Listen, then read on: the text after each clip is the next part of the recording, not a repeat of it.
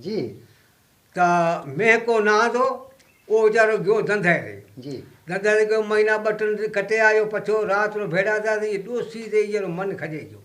भेड़ा सुठा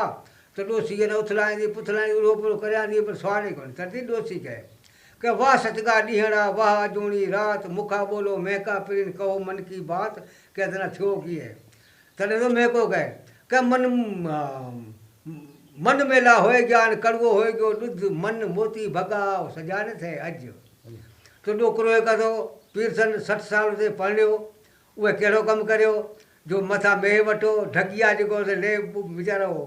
मोलिया या बनी पोखे पर बनी पोखे ॾींहं ते पछो जी सुए ते पिरो उठल वर जाए बनी पोखे तो वॾो सीकियनि खे हींअर थको पियो इहे लाइ अहिड़ो खोराक ठाहियूं जो वीचारो जो 4 ॾींहं रहे ऐं जुवान थी जाए तो ॾोकरो गयो पियो बनी पोखनि ॾोसी साईं जेको ताक़ती कखि मञी ॿिया नाखे लॾूं बि ठाहियां थी खाधे रहा क्या खाते सर तो जवान से जाए हे ठाए खड़े आने वो आदमी भीटी क्या ये हलियाओ कर ढगिया छॾे रोटी खाओ है तो रोटी खाए आने बैठो जिते पाछड़ पड़े तो मोहंदो की जो केड़ी खेड़ी थी उहे माल गुजरे कहते खाऊं धूड़ की वो माल हकलिया पछे क्या माल हूँ हकले दिया न अभी खाओ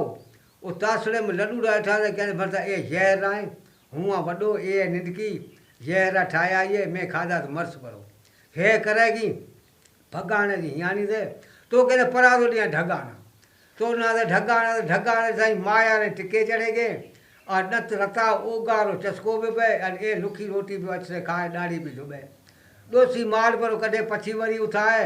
तो ढगा ने कोंटे लगे पे माया से झुक चढ़िया पे नत रता ओगार पे वारे आप जड़ो है और रोड पे चले जुआ दे ढगा ने दे चढ़िया ने तदे क्या थी गहर सिखियो गुड़ोर सिखियो काहिन सिखियो कत हर खेरता थे जमारो कोई बरदे रहता दंत क्या थी जो क्या थी तू मां गए गुड़ा अड़ा सिखियो ही कोने ढगा नथ जो तने तो कहे तो गई सिखियो तो गुड़ो सिखियो तो कत बनी पोखा तो निभागी बुख कोन पर मर्द क्या रहे